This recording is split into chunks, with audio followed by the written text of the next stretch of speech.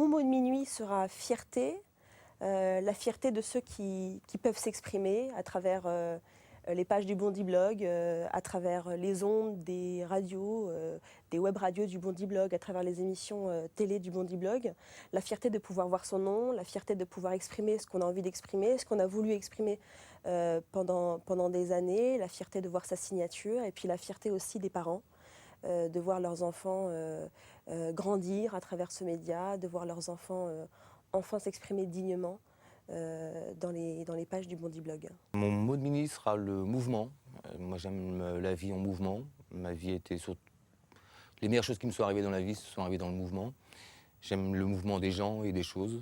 Et j'aime bien cette idée d'évoluer, de se coucher un peu moins bête qu'on s'est levé. Donc ça c'est une histoire de mouvement aussi. Et que toute la vie, en vieillissant, c'est la meilleure chose qui puisse nous arriver, c'est d'être toujours en mouvement et de mourir en mouvement.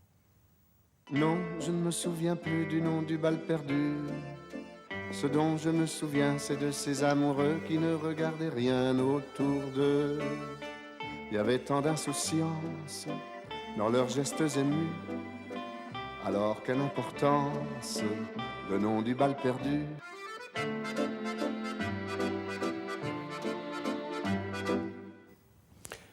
Nul ne pouvait imaginer non plus l'ampleur de la répression déchaînée par le gouvernement à la suite du débarquement. Les semaines et les mois qui avaient suivi, au lieu de se calmer, elles s'étaient aggravées. Les caliès s'emparaient de tout suspect et le conduisaient au cime où ils étaient soumis à des tortures. On les châtrait, on lui crevait les tympans et les yeux, on l'asseyait sur le trône pour qu'il livre des noms. La Victoria, la Quarantaine et le Neuf avaient été bondés de jeunes gens des deux sexes, étudiants, cadres et employés, qui étaient pour beaucoup fils ou parents d'hommes du gouvernement. Trujillo avait dû être sacrément surpris. Comment avaient osé comploter contre lui les fils, petits-fils ou neveux de gens qui avaient plus que personne bénéficié du régime? Il n'avait eu aucune considération pour eux, malgré leur nom, leur peau blanche et leurs vêtements de classe moyenne.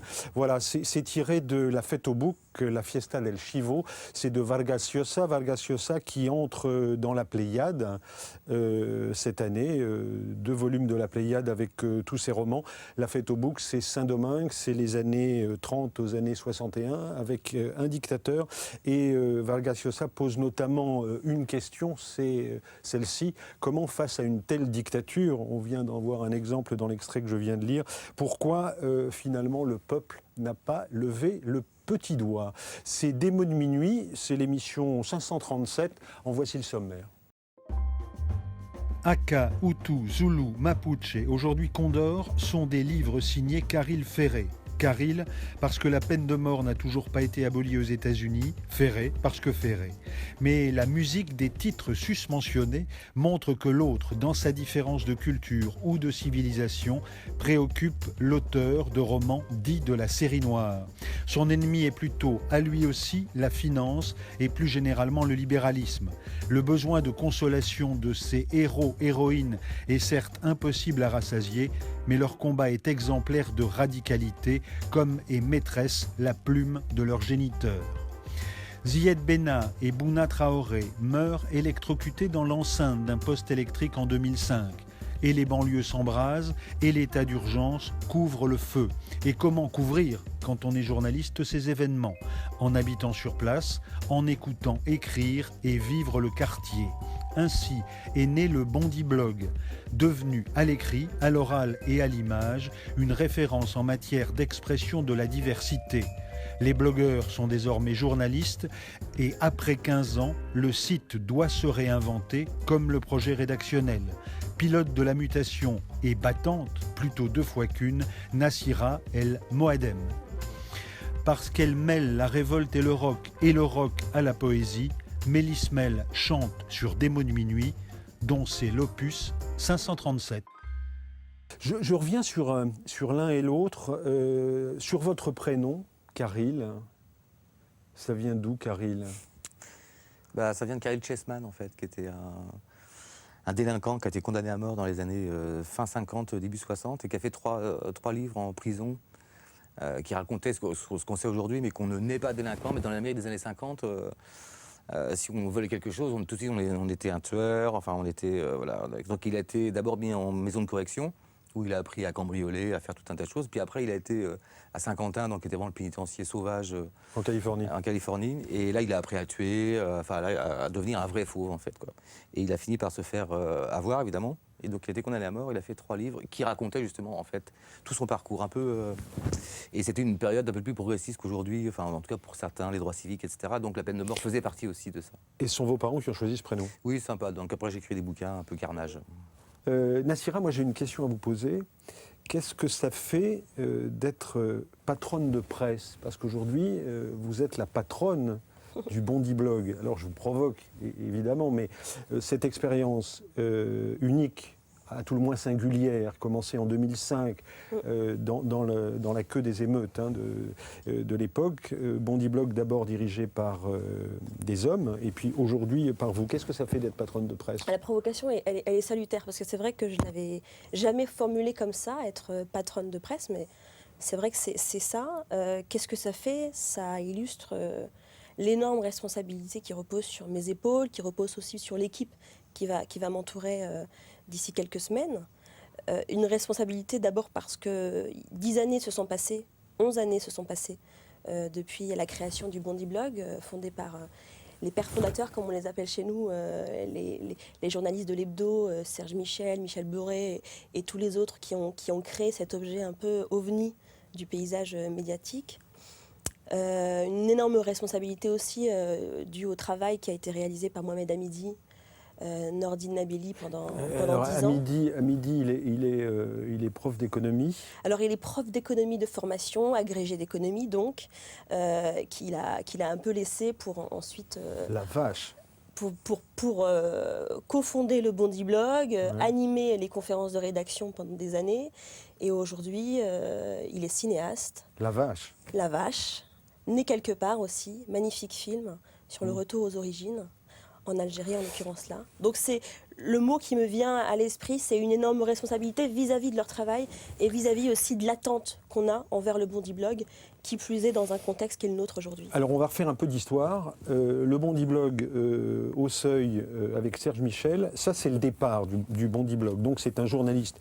Ils sont 24 à l'Hebdo, hebdomadaire suisse, et ils disent comment fait-on pour parler de cette banlieue dont on voit ces images-ci. Pompiers, bâtiments publics et surtout policiers sont les principales cibles des émeutiers. Une marche silencieuse rassemble la population autour des parents des 2 jeunes victimes. C'est aussi l'occasion d'un appel solennel au calme. Hélas, la France entière nous regarde. Une nuit d'accalmie relative va suivre. Puis le dimanche soir, l'espoir s'évanouit. Une grenade lacrymogène vient d'être lancée devant ou dans une mosquée en pleine prière du Ramadan. Sans attendre les résultats de l'enquête, les émeutes reprennent aussitôt. Nicolas Sarkozy reste en première ligne, mais plus pour très longtemps. Les 2 familles endeuillées refusent de le rencontrer au ministère de l'Intérieur. C'est à Matignon qu'elles obtiennent audience. Symbole fort, mais un nouvel engrenage de violence s'est déjà enclenché. Ce n'est plus une ville, mais 4 départements, puis toute la région Île-de-France qui est touchée. Voilà donc quelques images des reportages qui ont été faits à l'époque, du déferlement médiatique qui a eu lieu après la mort de Zied Benna et Bouna Traoré, ces 2 adolescents qui donc ont été électrocutés en fuyant la police dans un poste électrique. Et à partir de ce jour, l'Hebdo, hebdomadaire suisse, 24 journalistes, avec la plupart des gens qui vont au bout du monde, donc c'est des reporters de terrain, se disent comment est-ce qu'on va couvrir ces événements-là. Et le Bondi Blog naît. Comment est-ce que vous, qui êtes de la génération d'après, c'est ça. Comment est-ce que vous voyez ce moment historique? Je le vois d'abord à travers mon regard de journaliste étranger à notre contexte hexagonal, à tout ce que cela veut dire, de révolte sociale, de rapport à la politique, aux politiques, de jeunes confrontés à la police au quotidien, qui ont en fait réussi, plus que n'importe quel autre journaliste français, alors même qu'ils ne connaissent pas les codes normalement, à trouver une écriture, à trouver une façon de parler de ces quartiers, à trouver une façon de parler de ces gens-là, avec beaucoup de bienveillance, beaucoup de recherche, de dialogue, d'écoute, et en faisant leur travail de journaliste. Et donc, voilà, l'idée, c'était de venir s'installer dans les quartiers sur la longueur et non pas d'arriver avec sa caméra et de repartir aussitôt que le tournage a été fait. Et ils s'installent. Ils s'installent. Et ils louent un local. Ils ont du mal à louer un studio. Absolument. Parfois, le studio il se fait caillasser parce que les gamins du quartier disent « mais vous êtes comme tous les autres journalistes », etc. etc. Et je vous propose d'écouter Serge Michel qui raconte, alors vous allez voir, il est sous son parapluie, c'est assez amusant cette image, extrait d'un documentaire de Julien Dubois, réalisé en 2015 sur cette histoire du bodyblog. Portrait de famille. Portrait de famille, le fondateur, Serge Michel. En octobre-novembre 2005, moi j'étais responsable des pages internationales d'un hebdomadaire en Suisse qui s'appelle l'Hebdo. Et on m'a demandé comment est-ce qu'on va couvrir ces émeutes. Il y a deux possibilités. La première, c'est d'envoyer quelqu'un, un envoyé spécial avec un gilet à poche et des grosses chaussures pour faire du terrain, de lui faire passer 3-4 jours ici et rentrer, écrire un papier. Et puis l'autre possibilité, on s'est dit, on pourrait faire une immersion. On devrait ouvrir un bureau de correspondant dans une banlieue française, et non pas à Paris même, et on devrait raconter les choses avec le long terme comme ça, de ce que font les correspondants par rapport aux envoyés spéciaux. Agressée, une lectrice du blog se réjouissait. Nous ne parlons pas de la banlieue à travers les jeunes qui volent des sacs à main. Mais voilà, c'est arrivé. Hier soir, vers 9h, un gaillard, la vingtaine, sonne à la porte du local dans lequel je dors depuis jeudi. Il demande si aucun membre du club n'est là. Je lui dis que non. Une demi-heure plus tard, il revient, sonne, j'ouvre à nouveau, mais cette fois-ci, il est accompagné d'un autre masqué. Et là, pour le coup, se passe, bon, voilà, on vient piquer un sac. Donc c'est ce que ça dit aussi. Mais d'abord, et c'est ce que vous avez souligné tout à l'heure, il y a une immense écoute.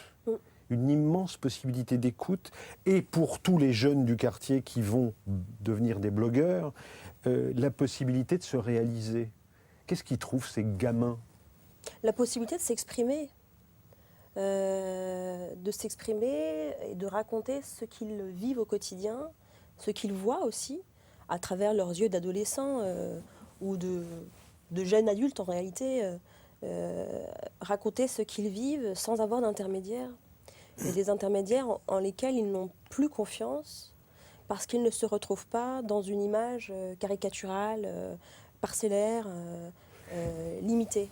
Donc c'est le jeu en fait qui s'exprime. On va les écouter dans une seconde, mais avant je voulais vous poser une question qui moi me trouble un tout petit peu. C'est-à-dire que j'ai regardé ce documentaire, j'ai regardé votre histoire, y compris chez nos confrères de Libération, puisque le journal Libération vous a suivi dans toute cette aventure. On est partenaire depuis quelques temps, vraiment, mais on est partenaire, absolument. Et je me posais la question, aujourd'hui, ce que vous êtes, journaliste, diplômé, Sciences Po, vous avez travaillé à France 2, et la plupart des blogueurs aussi, puisque au départ c'est un blog qui raconte un quartier, et puis ça devient une école de formation.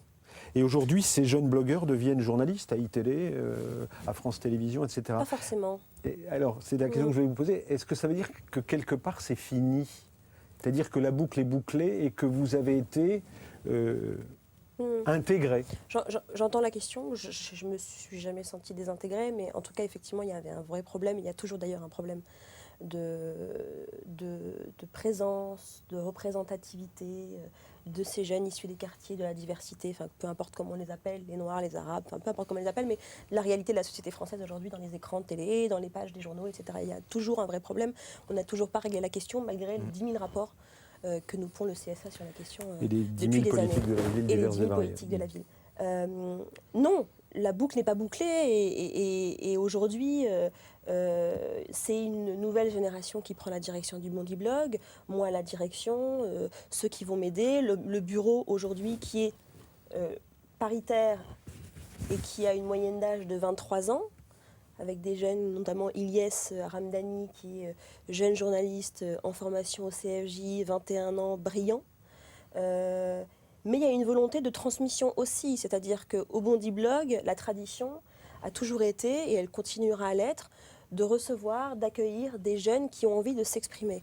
Aujourd'hui, on a des jeunes au Bondi-Blog qui ont 14 ans, 15 ans, et on en a qui ont 30, 31, 32, qui par ailleurs ont leurs activités, qui ont envie de s'exprimer, qu'ils soient étudiants ou salariés, ou chômeurs, ou précaires, et qui s'expriment. Et puis on a aussi toute cette nouvelle génération qui est arrivée il y a quelques mois et qui continue à écrire. Et de toute façon, il y aura toujours de nouveaux blogueurs, de nouveaux jeunes, parce qu'il c'est notre ADN en réalité. C'est-à-dire qu'il y a un côté à travers moi de vouloir donner du contenu de qualité, on espère, et du contenu journalistique, parce que comme vous le disiez, c'est une entreprise de presse, en tout cas on se veut aussi comme un média, mais on a un média citoyen, on a un média participatif qui veut faire participer les jeunes de ces quartiers pour à la fois s'exprimer dans leur quotidien, mais également rapporter la voix de tous ceux qui n'ont pas voix au chapitre dans le débat public. Deux extraits de ces jeunes qui font le bodyblog, deux extraits du documentaire de Julien Dubois. Regardez, qui sont-ils ces blogueurs du bodyblog, ces journalistes, ces observateurs, hein, ces observateurs de la vie de quartier. Hein. L'image que l'on a des 4000, c'est la cité, c'est la cité qui est à 10 minutes de Paris en RER, où tu peux acheter ton shit. Pour moi, c'est là où j'ai grandi, c'est les souvenirs de l'araignée où tu grimpes. Pour moi, c'est ma vie quotidienne. On rigole, on joue au foot, et puis voilà, qu'on parle des meufs et tout ça, mais il n'y a rien de bien méchant.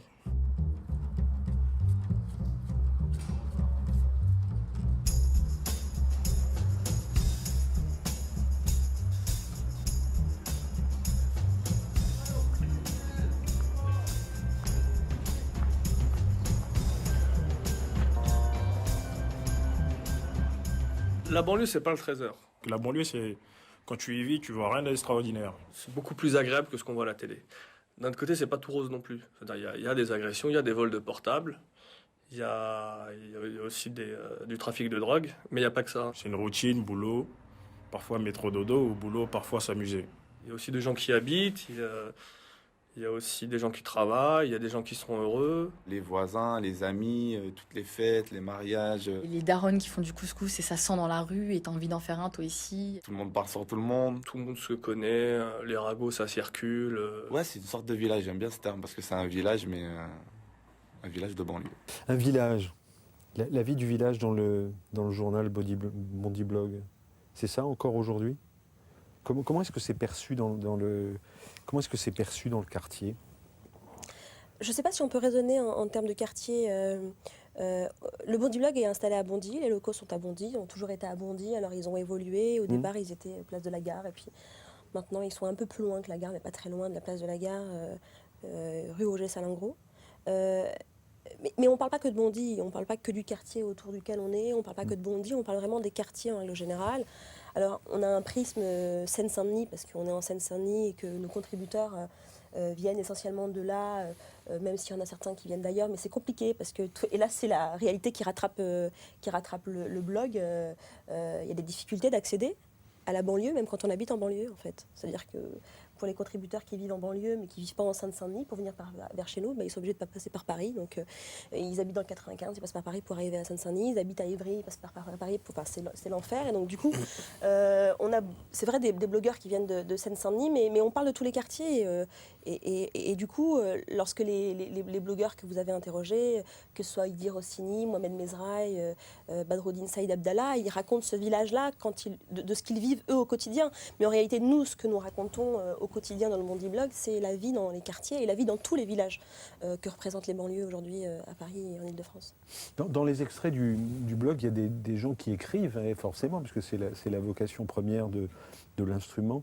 Et là, pour le coup, sur un débat sur la sexualité. Donc, les filles arrivant vierges au mariage, que dit l'islam, etc. Je lis par exemple ceci dans les réactions qui suivent le papier qui a été fait par votre... Je crois que c'est votre consoeur, oui. Écoutez, j'ai 63 ans et je suis gauloise, entre guillemets.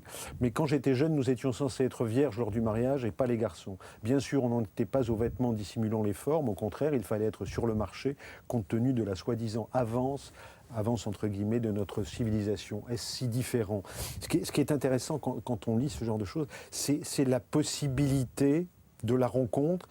C'est encore possible, alors qu'aujourd'hui, on est plutôt dans une société, on se dit, bah non, c'est la rencontre entre qui et qui ? La rencontre entre un cosmopolitisme, comme le dirait un sociologue allemand, mais au sens de, il faut se nourrir de toutes les influences. Mais c'est surtout qu'on n'a pas le choix, en fait. Oui, non, mais je suis bien d'accord avec vous. Non, mais on n'a pas le choix de manière très très terre à terre. Quand on vit dans des immeubles complètement cabossés où des ascenseurs ne fonctionnent pas, c'est les jeunes de l'immeuble, d'où qu'ils viennent, qui aident les mamies, d'où qu'elles viennent, à monter les sacs, à monter les courses.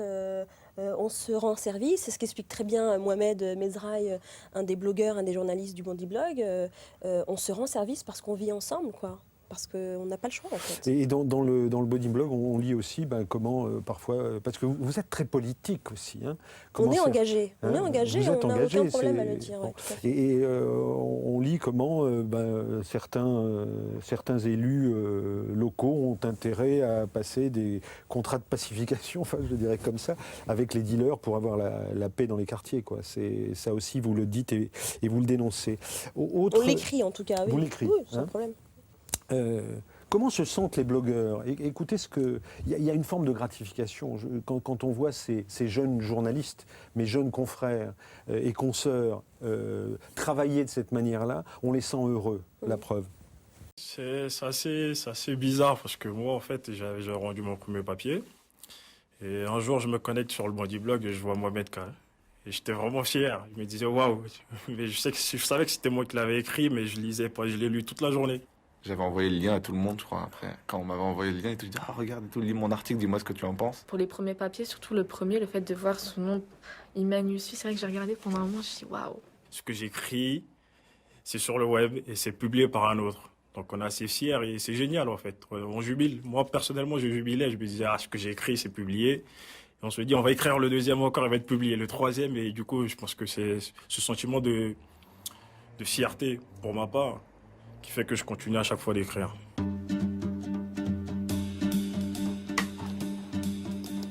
Ce qui me donne envie d'écrire, c'est mon quotidien.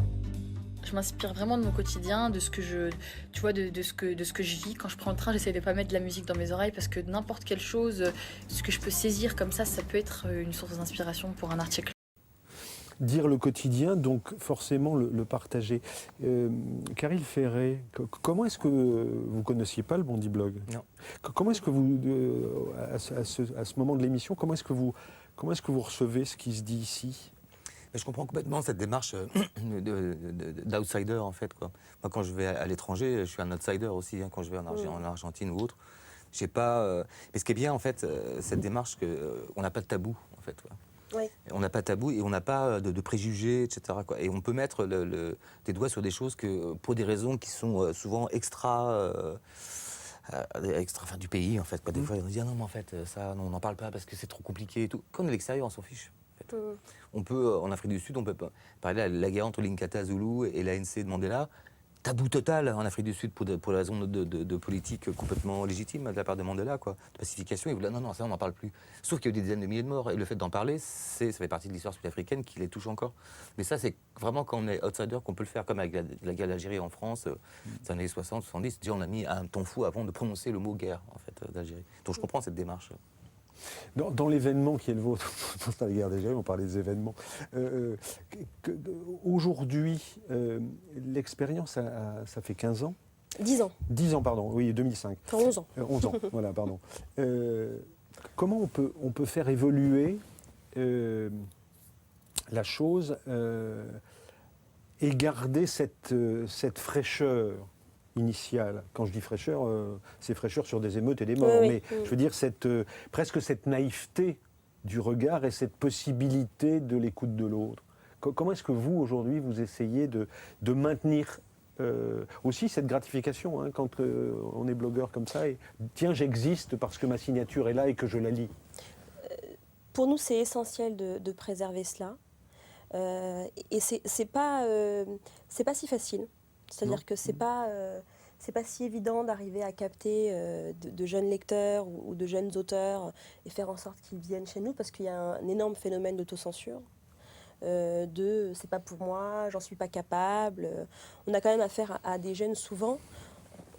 On va éviter d'être dans la caricature, mais globalement dans des établissements qu'on dit ZEP, d'éducation prioritaire.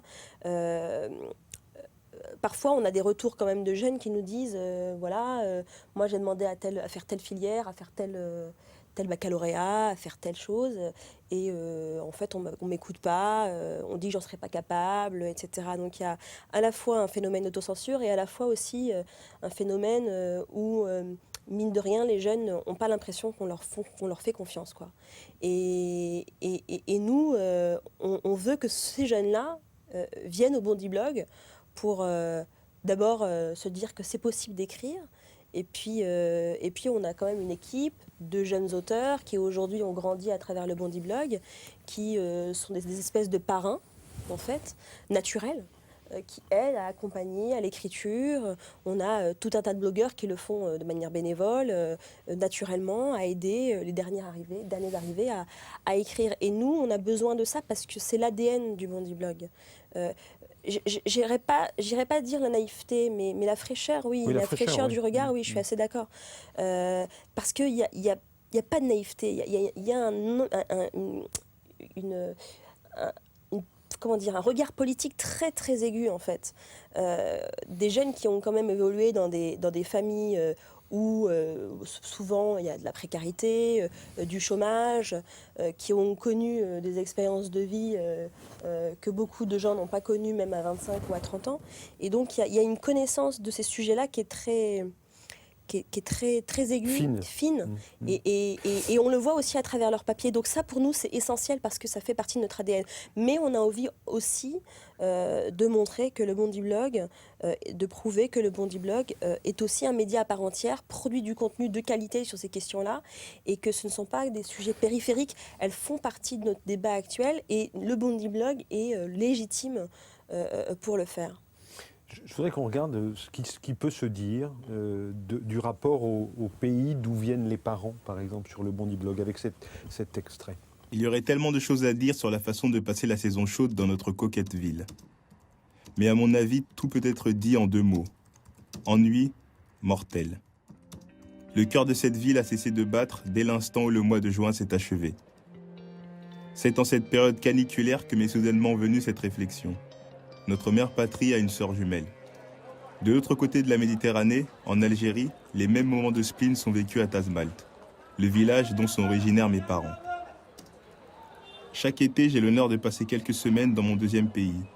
Depuis 20 ans, le popotin vissé sur un parpaing, posé devant une boutique, j'écoute mes cousins me conter ce rêve fabuleux, ce désir brûlant, synonyme pour eux de bonheur utopique. Émigrer en France. Tazmalt, Bondy, même chaleur accablante, même morosité chez les jeunes, même rêve d'exil. Les émeutes, Tazmalt et Bondy en ont connu, et la racine en est toujours la même. Le ras-le-bol de la jeunesse et la volonté de changement. Le ras-le-bol de la jeunesse et la volonté de changement, comment est-ce que vous l'entendez aujourd'hui, ce ras-le-bol de la jeunesse et la volonté de changement? On est dans une époque... printemps 2016 en France, qui est quand même très, très violente, très, très douloureuse. Vous avez 31 ans, vous êtes mère.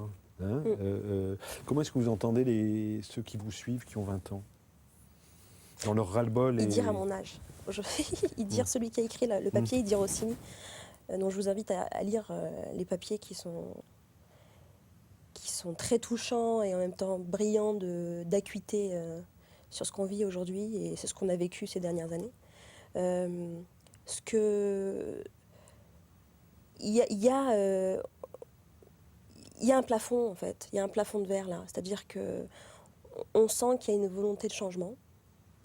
Le doc date de 2012, hein, donc déjà... c'est un peu différent, il y a de la distance. Absolument, il y a de la distance, mais en même temps, effectivement, la volonté de changement, c'est... Aujourd'hui, je trouve... il y a un plafond de verre qu'on n'arrive pas à dépasser.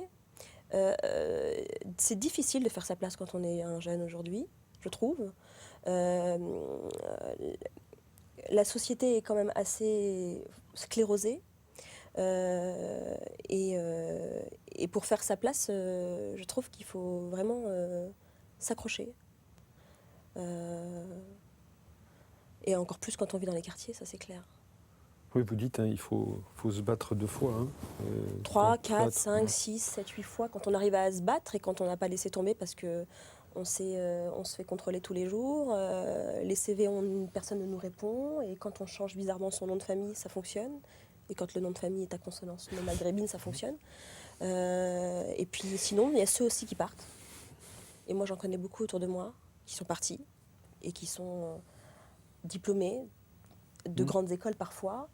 Et là, on se dit, il y a eu un investissement colossal qui a été fait sur une jeunesse qui aujourd'hui n'arrive plus à croire que c'est possible d'être soi-même et de réussir comme on est en France. Et ils sont partis où?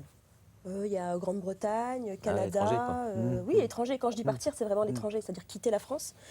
Parce qu'on vit quand même dans une société où on entendait parler d'immigration. Aujourd'hui, parler d'immigration, c'est devenu un gros mot. Parler d'islam, c'est devenu un gros mot, on ne peut pas. Migrant, c'est un gros mot aussi. Culture aussi, accessoirement. Donc vivre avec tout son héritage de manière complètement décomplexée, comme aiment dire certains à droite, qui ne veut absolument rien dire, mais en ce sens-là veut dire quelque chose, c'est difficile. Restons là-dessus et je vous montre quelque chose et après je vous poserai ma question. Regardez, c'est vous et regardez.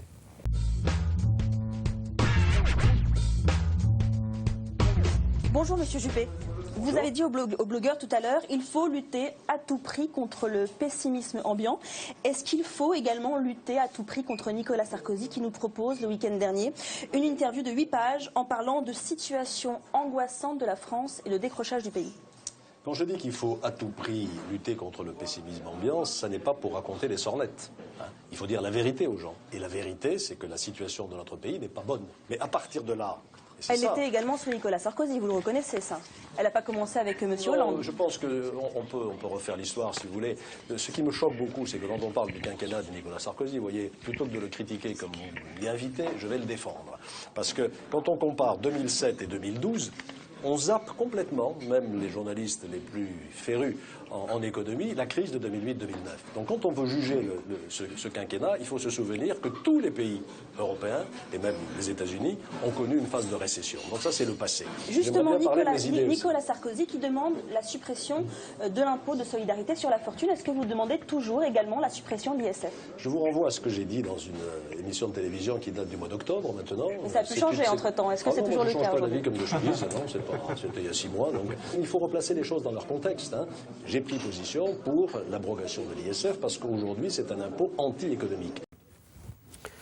Voilà, là on est le bodyblog décidément. Le bondiblog, c'est aussi ça, c'est-à-dire c'est aussi de la télévision presque classique, ce qu'on voit, Pujadas fait kiff la bourrique, comme dirait l'autre. Enfin, il fait à peu près la même chose, peut-être de manière un peu moins punchy, mais bon, pour le coup. Donc, le bondiblog, c'est aussi la télévision, c'est aussi de la radio, au-delà de l'écrit qu'on a vu tout à l'heure.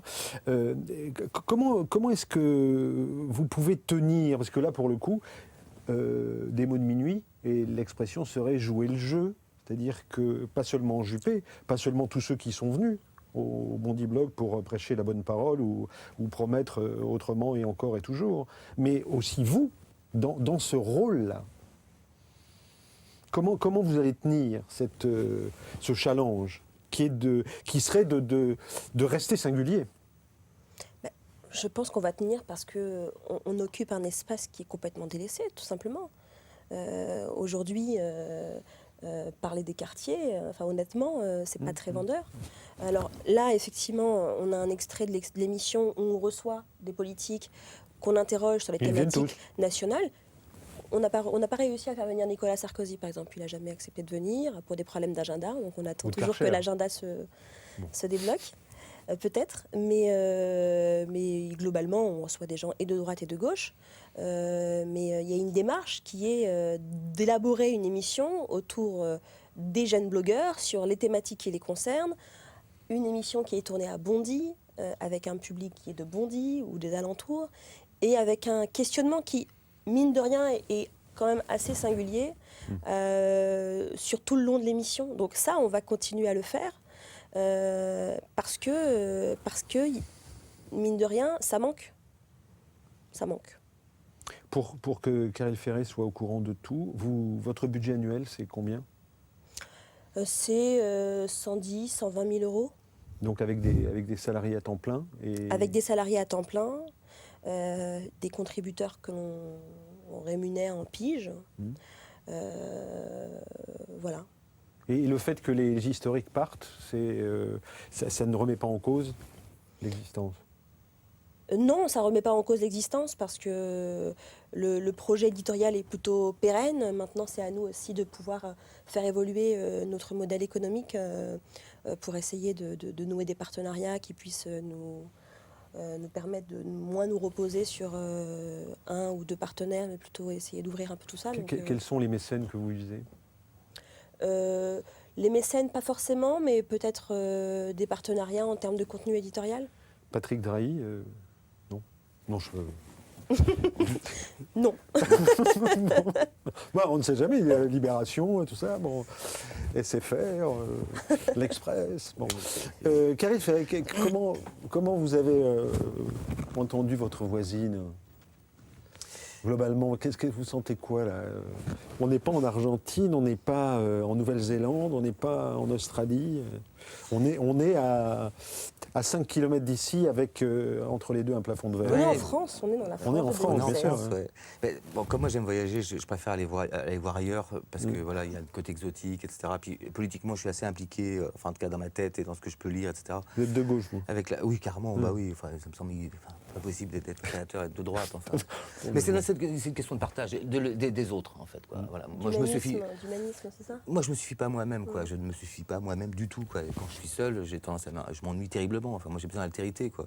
Donc, l'idée de gauche, enfin bon, il y a des gens bien partout, c'est pas ça. Il y a la droite sociale aussi. Ouais, il fallait tellement moins social, de moins en moins social. Il y a Balkany aussi, mais bon. Oui, non, mais voilà, c'est des gens qui me révoltent totalement. Moi, le partage des richesses, de toute façon, on voit où on est aujourd'hui, le néolibéralisme sauvage, capitaliste, financier, où ça nous mène.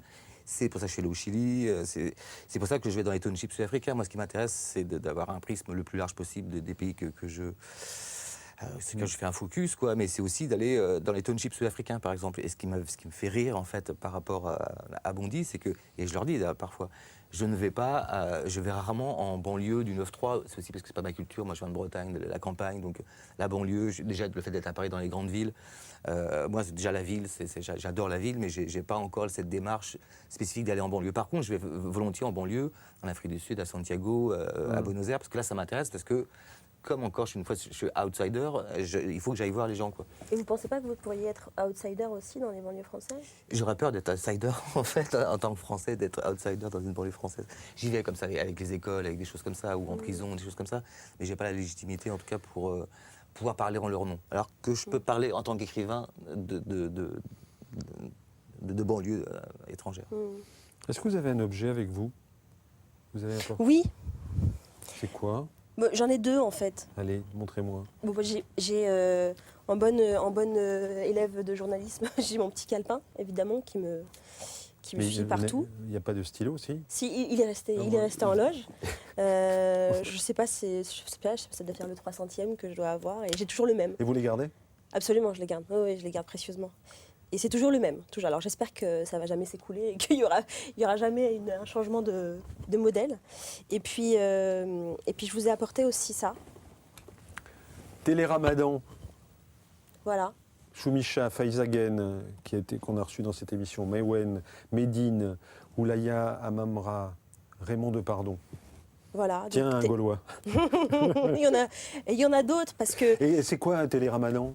Alors Télé-Ramadan, c'est une revue qui souhaite parler d'islam sans être dans la polémique. C'est-à-dire qu'on donne la parole à des gens qui vivent l'islam au quotidien, qui nous racontent ce que ça veut dire d'être musulman dans sa foi, dans sa spiritualité, dans sa pratique. C'est en réalité des thèmes, mine de rien, malgré le fait qu'on parle beaucoup d'islam en France aujourd'hui, c'est quand même des thèmes qui sont complètement inaudibles. C'est-à-dire qu'aujourd'hui, on ne sait pas ce que ça veut dire être musulman dans sa spiritualité, dans sa pratique. Il y a une sorte de tabou autour de ces questions-là. Et l'idée, c'est qu'à travers Télé-Ramadan, des personnes, quelles qu'elles soient, quel que soit le lien qu'elles aient avec l'islam, qu'ils soient proches, lointains, d'héritage ou de pratiques au quotidien, puissent le faire sans jugement de valeur. La France n'a pas été le rêve que j'avais imaginé, mais j'étais naïve à l'époque. Bon, Une nuit sans fin sur Twitter. Ramadan Kitchen. Regarde Omar, il ne porte pas de voile. Il a un master en droit, il est chauffeur-livreur en intérim, par exemple. Projet mené d'une main de maître par Mouloud Achour, Mehdi Meklat et Badruddin Saïd Abdallah. Et musique dans cette émission avec Mélismel, Mélanie Francette, alias Mélismel, aux armes. Vous allez voir, c'est plutôt étonnant puisque c'est une variation de la Marseillaise et de l'Internationale. Tiens donc.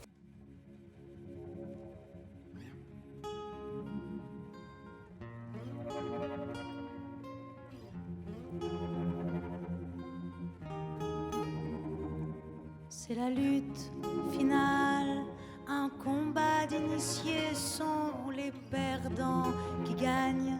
Nos dames émancipées, les médias sous le roi, mon peuple articulé d'un pantin au long bras.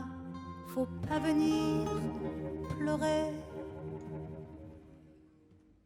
Allons enfants de la patrie, le jour de gloire est terminé. Entre nous deux, la tyrannie sous l'étendard sang élevé, entendez-vous dans nos campagnes mugir nos pauvres de faim, de froid, qu'ils viennent jusque dans vos bras, pleurer dans nos villes, nos sarcasmes aux armes, etc.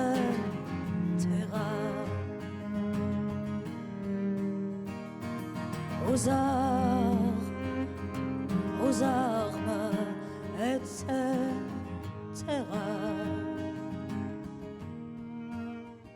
Que veut cette horde de militaires, de traîtres et de rois conjurés, quand ils nous traînent, quand ils nous traitent de cons, de braves, de pauvres Français quoi? Ces cohortes étrangères feraient la loi dans nos foyers quoi? Nos flics soldats, mercenaires, alors qu'on est tous étrangers.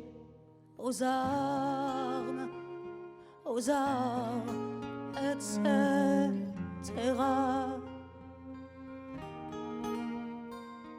Aux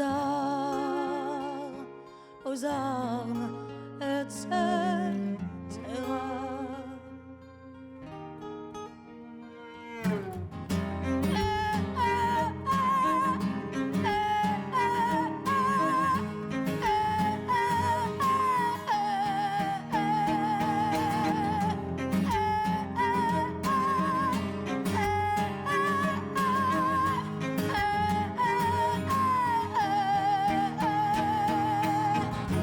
L'État comprime et la loi triche, l'impôt se rit des malheureux, nul devoir ne s'impose aux riches, le droit du pauvre est un mot creux, des preuves qui se ramassent à l'appel, l'égalité n'existe pas, pas de droit sans devoir, dit-elle, égaux à la naissance parfois, liberté, liberté chérie, ce qu'on la tue n'ont que l'odeur, amour sacré de la patrie, et la fraternité se meurt.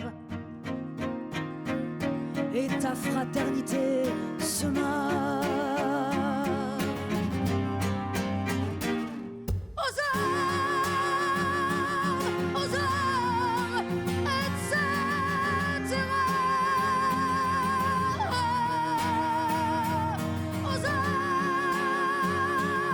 Aux armes, etc.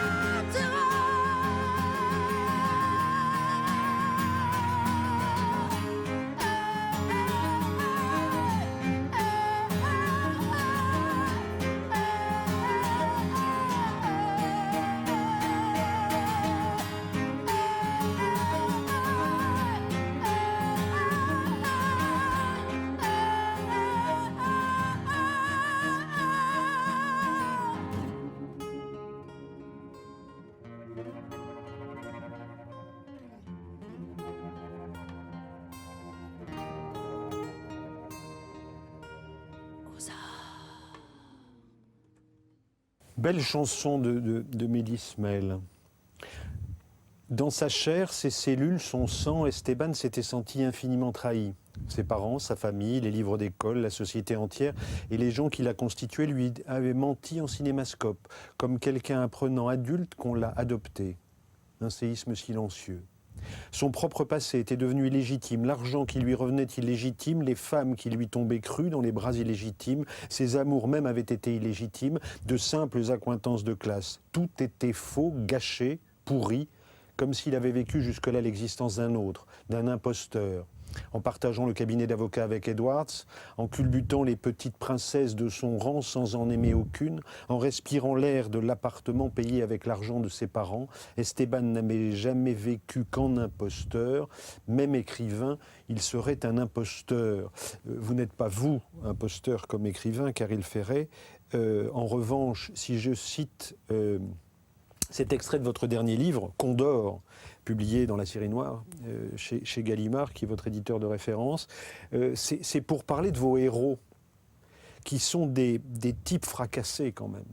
Alors, même les femmes aussi, vos héroïnes sont... Mais en revanche, elles portent une force, elles peuvent être chamanes, par exemple. Bon. Mais en tout cas, vos héros sont des types mais complètement fracassés, que ce soit en Nouvelle-Zélande, en Australie, avec le flic Fitzgerald ou le flic Osborne, ici avec Esteban, l'avocat. Pourquoi est-ce qu'il y a une récurrence du personnage fracassé ? Douloureux, en tout cas, à tout le moins. C'est aussi que je m'attaque à des pays qui ont subi l'apartheid ou des dictatures, des choses comme ça. Donc les méchants, pour les dire comme ça, sont des vrais salopards, souvent qui sont des tueurs. Et je ne vois pas forcément, comme il n'y a pas, les bons ne sont pas toujours de très très bons, les méchants ne sont pas toujours très très méchants. C'est votre complexité, oui. Autrement, ça devient manichéen, puis ça n'a pas de sens, puis il n'y a pas d'idéologie. Enfin, j'espère le moins possible dans mes livres, quoi. Mais bon, il faut que mes héros soient un peu à la hauteur, en fait, pour être à la hauteur de ces salopards, quoi. Et si on est trop gentil, ça ne marche pas.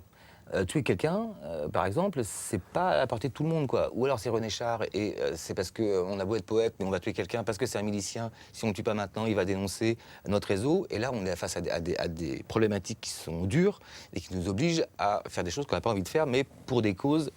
Alors, enfin, du coup, alors là, on peut en parler pendant 1000 ans, en fait, quoi. Donc mes personnages, ils sont toujours un peu borderline parce qu'ils vont aussi affronter en face d'eux. C'est comme ça. Et aussi, parce que moi, j'ai une culture qui est plutôt une culture rock, on va dire, quoi, où j'aime bien quand même qu'on fracasse la guitare sur l'ampli.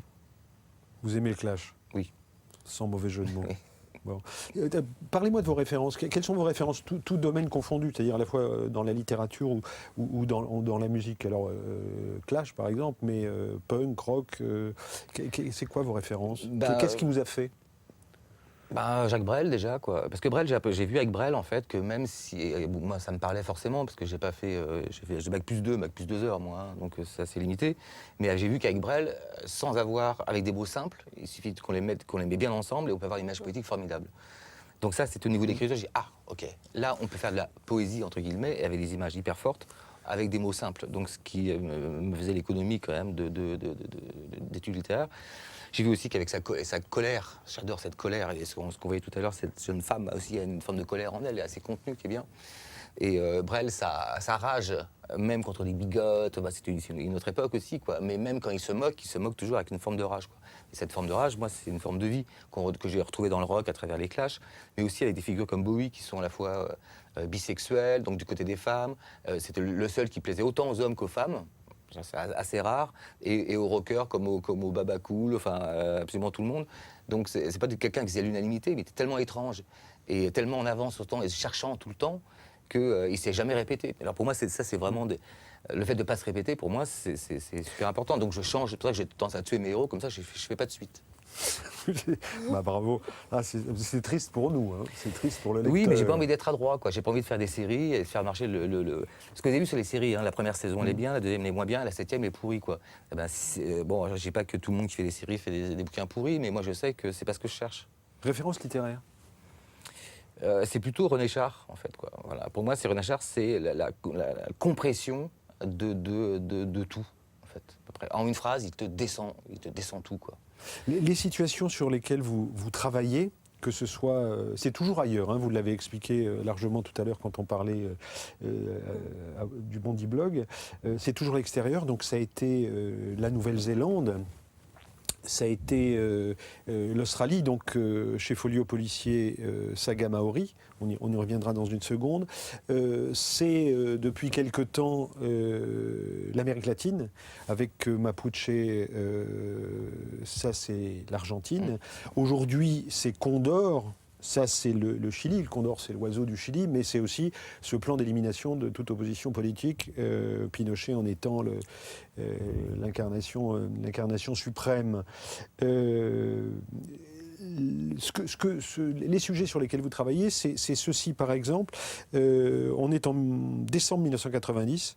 C'est un sujet du journal de 20 heures. Avec un même slogan. Non à la liberté pour les assassins, ou Menem complice. Bien sûr, les généraux libérés ce week-end ont tué au moins 30 000 personnes. Bien sûr, dans les sondages, 70% des Argentins se déclarent opposés fermement à cette grâce. Noyé dans le flot d'informations concernant la crise économique qui ronge actuellement le pays, le décret 2741 de Carlos Menem aura réussi l'impensable, faire rentrer dans l'oubli l'inoubliable. Jeudi prochain, tout comme jeudi dernier d'ailleurs, celles que l'on appelle les folles de la place de Mai, les mères, grands-mères ou sœurs des disparus, continueront au même endroit leur marche de protestation. Mais dorénavant, à leur deuil, s'ajoutera l'humiliation provoquée par la remise en liberté de leurs bourreaux. Comment est-ce que vous entendez ce... Moi, ça me rend dingue, en fait, c'est simple. Quand je suis arrivé en Argentine pour la première fois, je connaissais leur histoire, quoi. Mais quand on les voit, bon, moi, je pars en vrille totale, quoi. Donc du coup, quand on est super ému par des choses comme ça, moi, ce qui m'intéresse, c'est l'empathie, en fait, quoi. Et quand on voit le combat des grands-mères, depuis 77, hein, les premières ont été tuées, enfin, je ne vais pas faire toute leur historique. Moi, je suis arrivé plus tard, hein, c'était dans les années 2000, mais elles étaient toujours en train de se battre, 35 ans plus tard. Et j'adore cette abnégation. Et ça continue en plus. Non, parce que ça y est, elles ont gagné, quoi. D'accord. En fait, en 2012, Videla est mort en prison. Il est mort dans ses toilettes. Il est mort en chiant. C'est pas joli, mais on peut tirer la chasse, en fait, quoi. Et suite à ça, en fait, il y a une justice. En fait, et ça fait jurisprudence un peu. Georges Videla. Ouais, ça fait un peu jurisprudence en Amérique latine, parce que c'est la première fois, en fait, qu'un dictateur est jugé. Et il y a eu le grand procès de l'ESMA, qui était le grand centre de torture, et donc les grands coupables ont été jugés. Puis, suite à ça, les vols de la mort, donc les pilotes qui jetaient les disparus. Et là, tout dernièrement, le plan Condor, qui n'a pas été jugé au Chili, parce qu'eux, ils n'ont pas jugé leurs bourreaux. C'est aussi pour ça qu'il y a une différence totale entre le Chili et l'Argentine. C'est aussi pour ça que je suis allé au Chili, suite à l'Argentine. Mais les responsables du plan Condor, argentins en tout cas, ils sont en train de se faire juger en ce moment. Donc l'histoire est en cours, mais c'est aussi pour... Je les ai rencontrés, les grands-mères, après j'ai des rendez-vous avec elles. J'ai pas eu la chance de rencontrer Mandela, je l'ai juste vu de loin. Mais quand on rencontre des personnages comme ça de l'histoire, on a l'impression de faire partie de l'histoire, même à mon tout petit prisme. Moi j'écris qu'un pauvre livre, etc. Mais quand je leur ai dit que j'allais écrire ils m'ont dit... Si c'est une goutte dans notre océan, c'est une goutte de plus, en fait, quoi. Je trouve que vos livres ne sont pas pauvres tellement ils sont documentés. C'est-à-dire que, pas seulement documentés sur les situations politiques, mais documentés aussi dans la richesse de ce qu'ils offrent comme possibilité. C'est-à-dire qu'on a à la fois la vision politique, on a à la fois du thriller, on a à la fois de la poésie. J'y reviendrai dans une seconde. Question après ceci. La pauvreté s'était diluée dans le damier porteño. Buenos Aires. Contrairement aux bidonvilles du Grand Buenos Aires, installés sur des décharges ou des zones inondables, les barrios formaient des poches au cœur même de la ville. Les gens qui s'y pressaient connaissaient des conditions de vie insoupçonnables dans l'imaginaire de la classe moyenne, sans équivalent sur le continent sud-américain. Expulsés du centre durant la dictature, réoccupant les espaces libres au retour de la démocratie, ils étaient aujourd'hui 150 000 à vivre disséminés dans les barrios, manquant de tout, eau potable, éducation, médicaments.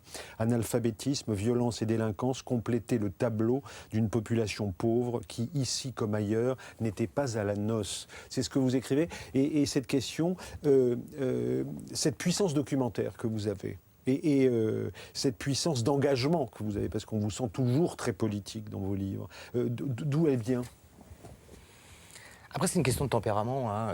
Pourquoi, quand à 8 ans, la première fois que j'ai vu Brel chanter ces gens-là, pourquoi j'étais comme ça? Je ne sais pas. Pourquoi, quand j'ai vu Joe Strummer pour la première fois chanter London Calling, j'étais comme ça? Pourquoi, quand j'ai vu la première fois Bowie? Il y a des choses comme ça que moi, j'explique pas parce que je préfère vivre avec mon corps qu'avec mon cerveau. Mais il y a quand même eu des choses, quoi. Il y a quand même eu des chocs psychologiques. Quand j'ai appris que Che Guevara, on peut en penser ce qu'on en veut, mais quand on lit dans ses biographies, j'ai vu que le conseiller de la CIA, c'était Klaus Barbie. Bon, c'est pas possible, quoi. Le mec a tué Jean Moulin, non, c'est pas possible. Ça, c'est pas, je peux pas accepter ça, moi. C'est trop pour moi. Donc forcément, je mets mon tempérament dans tout ça. Et quand je rencontre les camps à la place de Mai, ou Mandela, ou des choses comme ça, forcément, on est pris par l'histoire. Mais je tiens à dire aussi que si c'était au Cambodge et que je voyais des Khmers rouges, j'aurais là une colère contre eux qui serait une colère soi-disant de gauche. Enfin, j'essaie de faire l'idéologie aussi, quoi. Mais aussi, je choisis des sujets qui vont avec ma colère. Hein. Alors, pour compléter le portrait, je dirais que vous avez, avant de vivre de votre écriture, puisqu'aujourd'hui vous vendez des livres qui se vendent à plusieurs centaines de milliers d'exemplaires, donc depuis une dizaine d'années vous vivez de votre écriture, vous avez connu une période de petits boulots. Hein, et je me posais la question, mais là elle me venait comme ça, je ne l'avais pas imaginé comme ça, mais elle arrive là, donc allons-y. Si votre fille qui a 20 ans lit vos livres, qu'est-ce que vous lui dites après? Qu'est-ce que vous avez encore à lui dire après vos livres? C'était plutôt avant que j'avais un peu plus de choses à lui dire. Quoi. Avant. Non, mais avant, je disais, ah non, mais Emma, c'est pas Emma. T'es peut-être un peu trop jeune. Et puis en fait, elle me disait, non, mais mes copines, elles ont 14 ans, elles lisent déjà tes livres, en fait. Quoi. Que je trouve un peu violent quand même. Quoi. Faites aussi des livres pour enfants, par ailleurs, mais bon. Ouais. Non, mais maintenant, de toute façon, elle veut faire exactement ce que vous faites. Hein. Donc, elle veut être journaliste, elle veut... Stage à Bondy Blog. Voilà. Oui, elle veut faire le SJ, etc. Donc elle ira en banlieue, pas comme son père. Oui, bon, on est un peu parisienne pour le moment, hein, mais ça lui fera du bien d'aller un peu à Bondy. Mais maintenant, quelque part, elle voit le travail qui est fait, en fait. Moi, ce qui m'intéresse surtout, c'est quand même du travail. Moi, je suis pas un génie, et on n'arrivera à rien sans travailler. Alors, j'ai pas quand je vois le travail, je vois pas le côté torture, hein, l'étymologie grecque, je crois. Tripalium. Excellente série sur desmotsdeminute.fr, Tripalium d'ailleurs, par ailleurs. C'est le rapport au travail. Mais, bon. Mais quand on aime son travail, on ne travaille pas en fait. Quand on aime son travail, on n'est pas aux 39 heures, aux 35 heures. On est complètement impliqué 24 heures sur 24. Et moi, je suis impliqué dans mes livres parce que j'y pense. Est-ce que vos livres sont traduits et si oui, est-ce qu'ils sont lus par les personnes que vous avez vous-même interrogées et qu'est-ce qu'elles pensent du coup de la vie que vous racontez d'eux? Par exemple, Les Grands-mères à la place de Mai, il était traduit. Alors, il y a toujours un délai de traduction qui est assez long, il faut à peu près 3 ans, en fait, le temps d'être traduit, etc. Mais je sais que pour moi, je bouclerai la boucle en leur donnant le livre. Mais là, je sais que je m'écroulerai totalement. C'est le chemin le plus... c'est la grande boucle, quoi, en fait, la grande boucle. Et j'ai pas eu de rapport en direct, ni en Nouvelle-Zélande, ni en Afrique du Sud. En 2013, il y a un film qui s'appelle Zoulou. Je passe par ailleurs sur... Vous avez reçu plein de gratifications par rapport à vos livres qui ont été primés. Zoulou, c'est tiré d'un précédent de vos romans. C'est l'Afrique du Sud. Regardons un extrait de la bande-annonce. C'est un film de Jérôme Salle. L'État nous avait donné carte blanche. Nous étions environ 200 scientifiques et notre mission était de mettre au point une bombe ethnique, une molécule capable de décimer la population noire. Combien de noirs il a tué? On a été trop gentils avec ces fils de pute, non? Mais qu'est-ce que tu aurais préféré? Des représailles? Pas des représailles. La justice. Ces gosses qui disparaissent du côté de Kaelitsa. Le rapport médical indique qu'on a relevé des traces d'éphédrine et d'ammoniac dans le sang de la victime. On cherche un type, un dénommé Stan. Trafic de stupéfiants, cambriolage avec violence. On doit lui parler. Vas-y, occupe-toi de lui. Bouge pas! On est des policiers. Les types sur la plage, c'était une bande organisée, comme s'ils avaient quelque chose à protéger. Opperman, Project Ghost. Un projet secret, des scientifiques et des médecins chargés par le régime de développer des armes chimiques, des virus, ce genre de merde. Tout ce qu'ils pouvaient trouver pour empêcher les Noirs de devenir plus nombreux. Où est le chat? On a tout ce qu'il faut pour les faire tomber.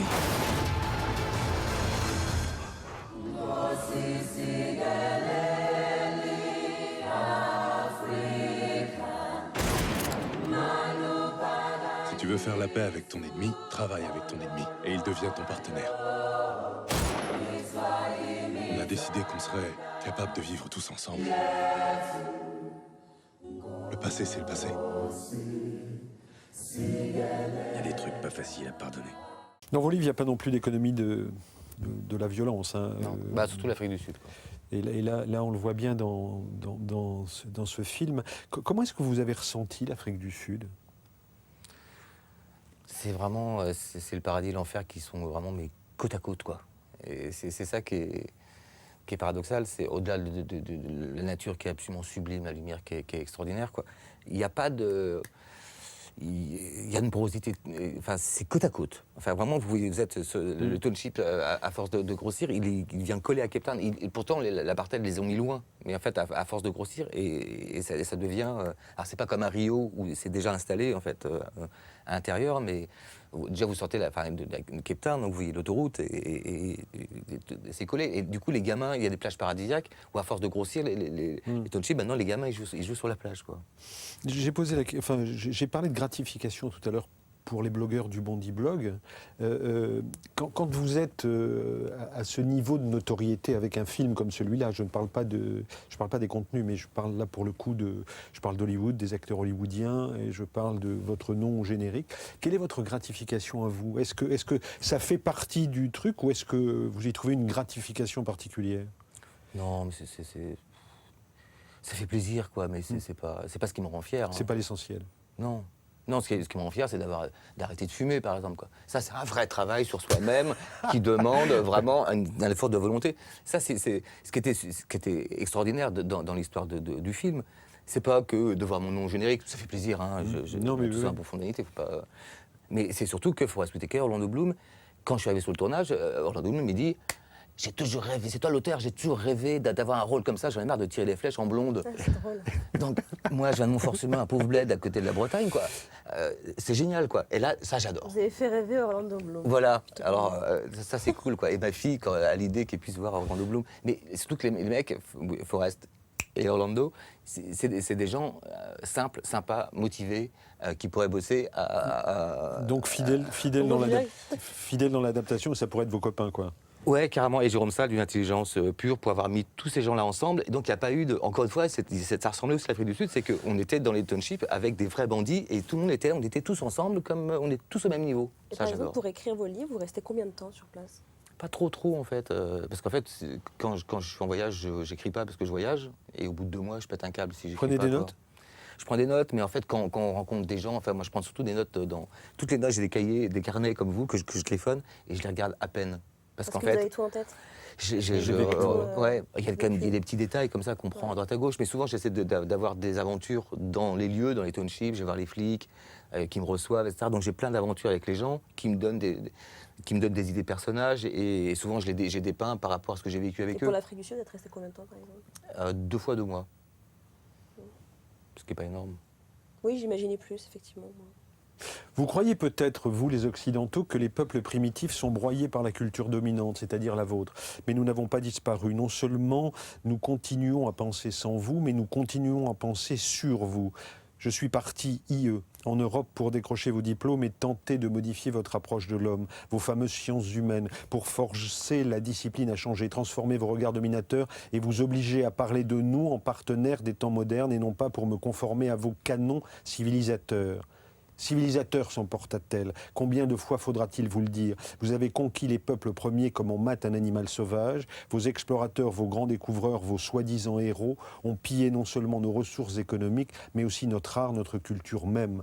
Vos musées sont pleins de nos biens les plus sacrés. Vous avez volé notre histoire, nos langues, nos coutumes, pour imposer votre mode de vie, vos cultes, votre culture, vos clownerie d'adolescents attardés, ce que vous appelez vos valeurs. Voilà encore une fois là, un extrait de discours politique. C'est chez Anna, pour le coup, donc c'est chez votre héroïne. Hein, là, et on est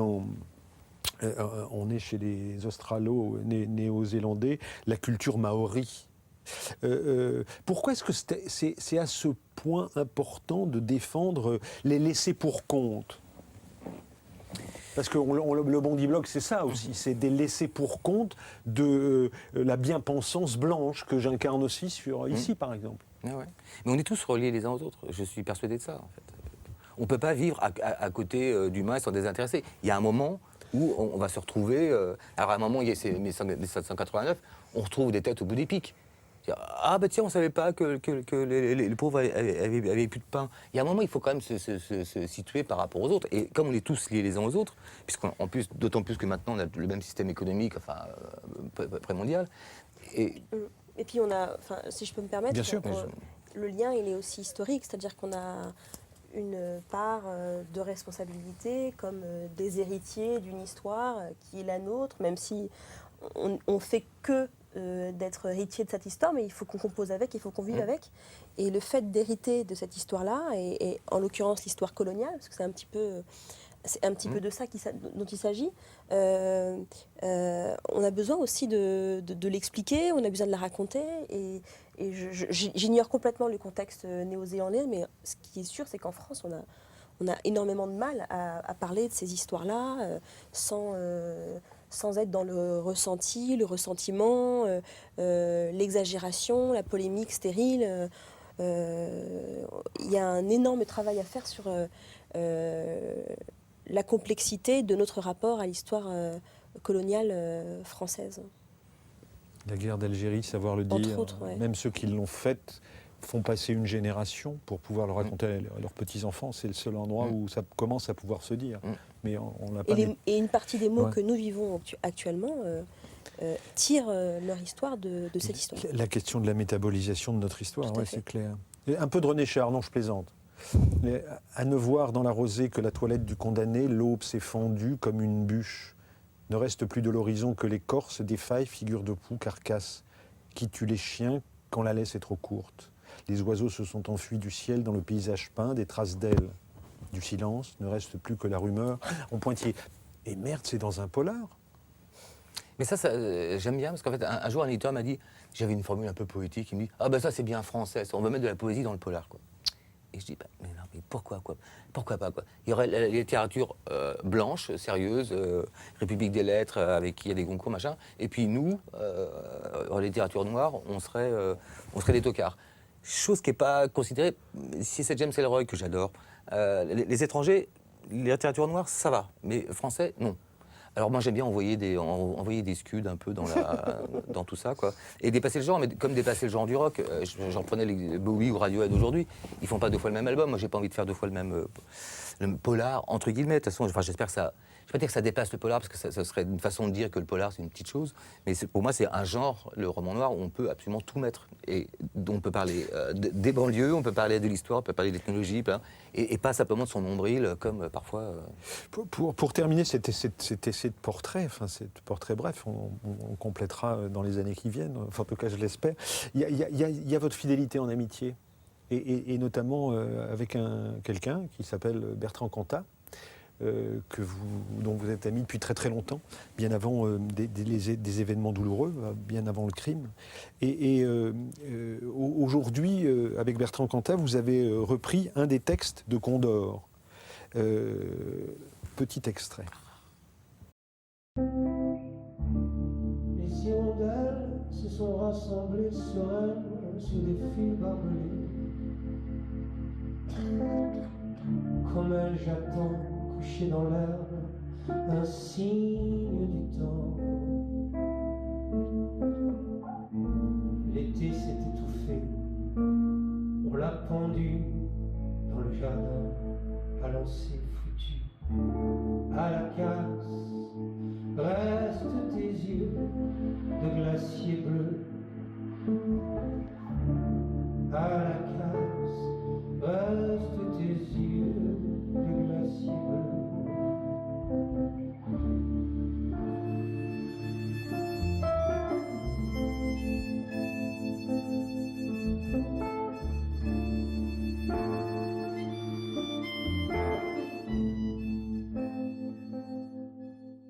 Commentaire ? Moi, c'est une des choses les plus belles artistiquement qui me soit arrivées, quoi. Quand on a la chance, il y a deux musiciens qui sont deux vieux amis que je connais depuis vraiment, alors carrément, on était mineurs, quoi. Et se retrouver, j'étais fan de Noir Désir, évidemment, enfin, surtout pour la incandescence de Bertrand Cantat, notamment, qui rappelait Brel, qui rappelait toutes mes idoles, entre guillemets, quoi. Et se retrouver, déjà, à se rencontrer, et puis 20 ans plus tard, à faire un truc ensemble, comme ça, ça fait pleurer, quoi. Voilà. Et puis moi, je suis comme Kessel, hein, je préfère les hommes aux idées. Donc je suis fidèle aux hommes et aux femmes que j'aime. Est-ce que vous avez un objet avec vous? Oui. Par contre, il est dans mon sac. Il est parti le chercher, son objet, il l'avait déposé là, mais il avait oublié de le mettre au pied de son fauteuil. Comment est-ce que vous avez écouté votre voisin, Nassira?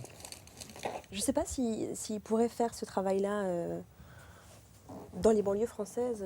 J'aimerais bien avoir son regard à lui, de voyageur éternel à 5 km, 10 km de votre...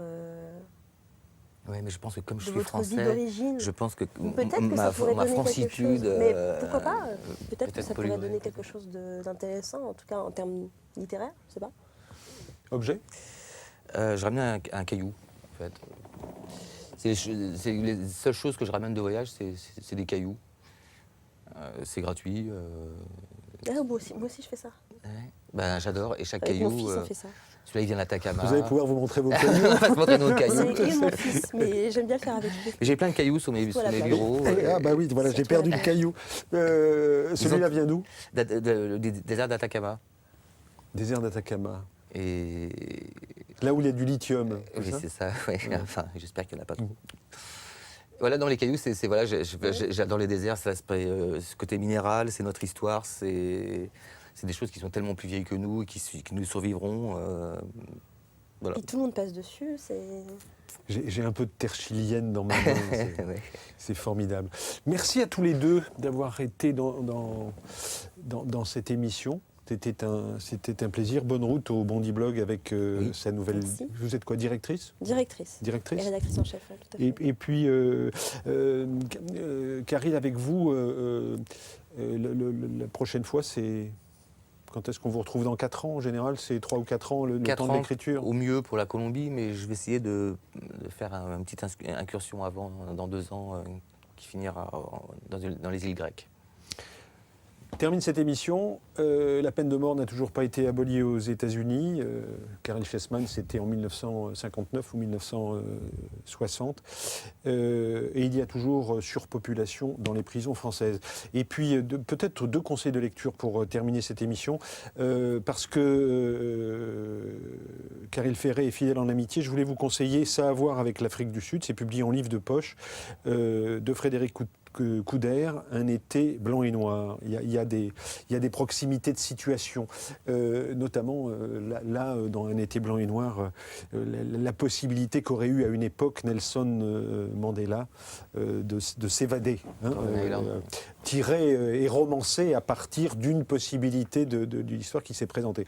Et puis un type que j'ai découvert, Joseph Cannon, diplômé de Harvard, éditeur, avant de se lancer dans l'écriture, que j'ai découvert au Seuil policier. Ça s'appelle Berlin 49 et c'est un remarquable roman d'espionnage qui ne tient quasiment que sur des dialogues. Alors c'est étonnant parce qu'on a l'impression d'être chez Le Carré, mais il y a quasiment pas de situation, il n'y a que des dialogues. Ça s'appelle Berlin 49 et ça se dévore aussi insatiablement que les romans de Caril Ferret.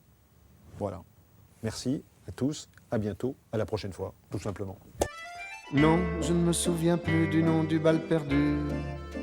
Ce dont je me souviens, c'est de ces amoureux qui ne regardaient rien autour d'eux. Il y avait tant d'insouciance dans leurs gestes émus. Alors quelle importance, le nom du bal perdu.